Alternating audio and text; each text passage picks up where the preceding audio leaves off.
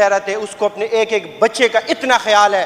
ساتھ میں وہ یہ کہتا ہے کہ افغانستان میں جنگ چل رہی ہے، کس کی چل رہی ہے، کہاں سے چل رہی ہے، سب کو ہر چیز کا پتہ ہے. پرائے جنگ میں میرے بچے ایندھن کیوں بنے؟ مجھے کوئی فائدہ تو بتائیں. کوئی میرے بچے اس میں ایندھن کیوں بنے اور کب سے بنے اور کب تک بنیں گے؟ کوئی ٹائم مجھے بتائیں.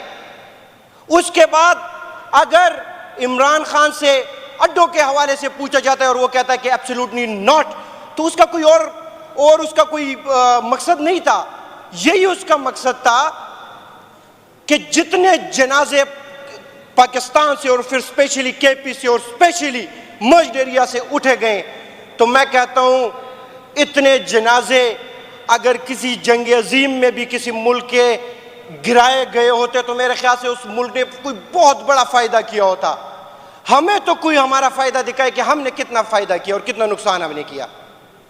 اس لیے میں اپنی بات کو مختصر کرتے ہوئے ابھی بھی اپنے لیڈر کی بات پہ لبیک کہتے ہوئے یہ کہوں گا کہ جناب جو بھی لڑ رہے ہیں ان سب کے ساتھ بیٹھ کے مذاکرات کیے جائیں.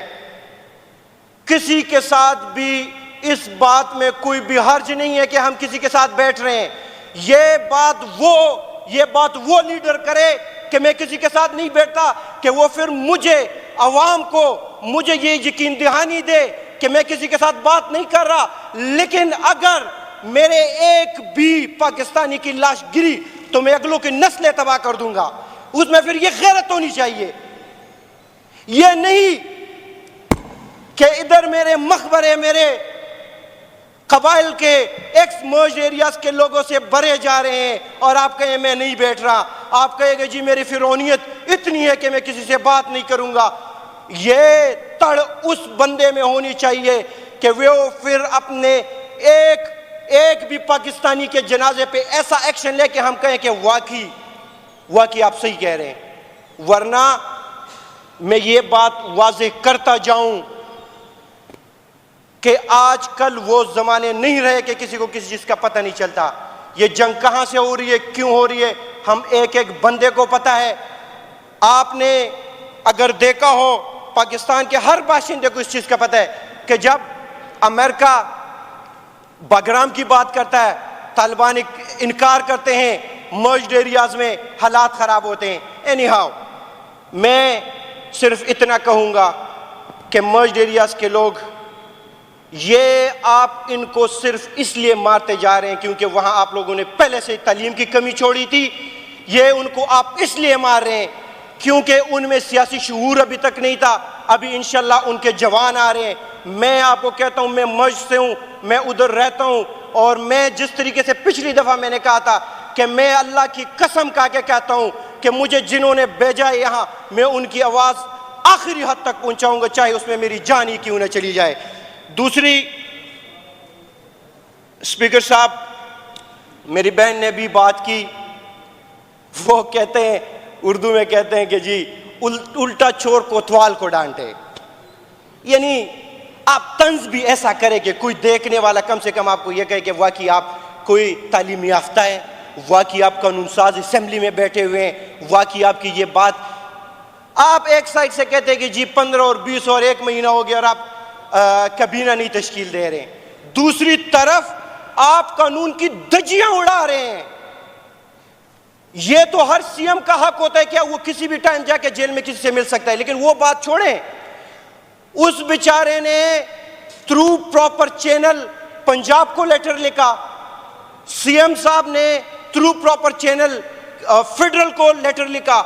اس کو بھی مد نظر رکھتے ہوئے آپ دیکھیں کہ اس کے بعد وہ چلا گیا، وہ کورٹ گیا اور کورٹ میں چیف جسٹس خود بیٹھے ہیں اور وہ کہہ رہے ہیں کہ جی سی ایم صاحب کو جو ہے نا اس کی ملاقات کروائی جائے.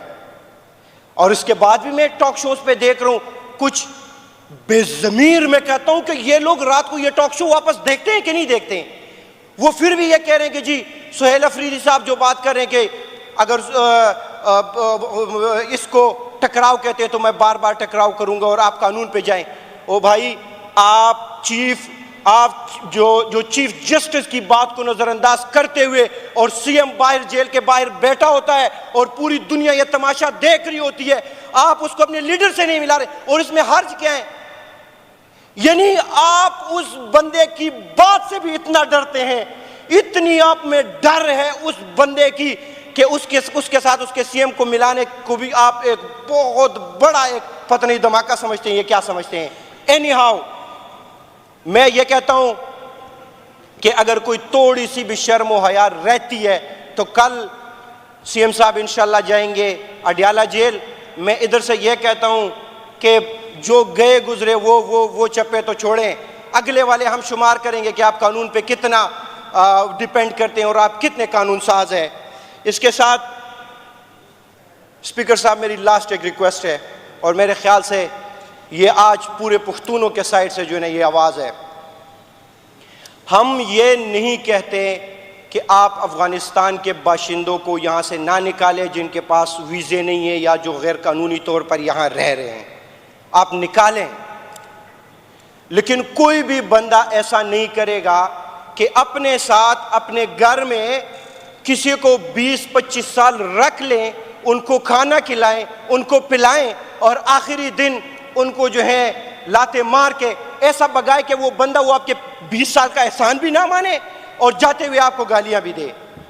ہم نے ان کی دیکھ بھال کی ہے، ہمارے ساتھ یہ یہاں رہے ہیں، ہمارے ساتھ ان کے بچے پیدا ہوئے، وہ بڑے ہوئے، ان کے بچوں کے بچے پیدا ہوئے ہیں یہاں. میں یہ کہتا ہوں کہ اسلام کا تقاضا ہے، بین ایز اے پاکستانی ہونے کا تقاضا ہے کہ ان کو ٹائم دے، ان کو طریقے سے بلائیں. ان کو اعزاز دینے کے لیے ایک بریگیڈیئر لیول کا آفیسر، ایک ہمارا چیف، یہ ہمارے کمشنر کے لیول کا آفیسر، اور ساتھ میں خیبر کا ڈی سی، وہ ساتھ جائیں اور بارڈر کے پاس تورخم میں ان سے مصافحہ کر کے ان سے معافی بھی مانگے.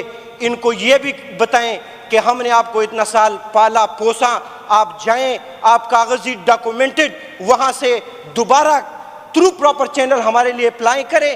ہمارے سائڈ سے اگر آپ کو ویزا اپلائی ہوگا تو آپ دوبارہ آئیں، ہم آپ کو پھر سے ویلکم کرتے ہیں. اور ابھی کے لیے ہم معذرت خواہ ہیں کیونکہ آپ بغیر کاغذات کے ادھر نہیں رہ سکتے. جس طریقے سے نکالا جا رہا ہے، تو میں آپ کو یہ ایک بات بتاؤں، اسپیکر صاحب، جو ابھی تک جو نفرت کی آگ بھڑک رہی ہے، آپ یقین مانیں، مجھے کوئی لاتے مار کے اگر میرے گھر سے نکالے، وہ میرا ابا ہی کیوں نہ ہو، خدا کی قسم میں جب تک زندہ ہوں گا میرے لیے اس کی جو ہے نا وہ نہیں، میرے دل سے نہیں نکلے گی. تھینک یو جناب، تھینک یو. اعوذ باللہ السمیع العلیم من الشیطان الرجیم. بسم اللہ الرحمن الرحیم. ہے تو ایک گھسا پٹا شعر ہے، لیکن اس موقع کی مناسبت سے ذرا پڑھوں گی کہ عمر دراز مانگ کر لائے تھے 4 دن، 2 آرزو میں کٹ گئے 2 انتظار میں.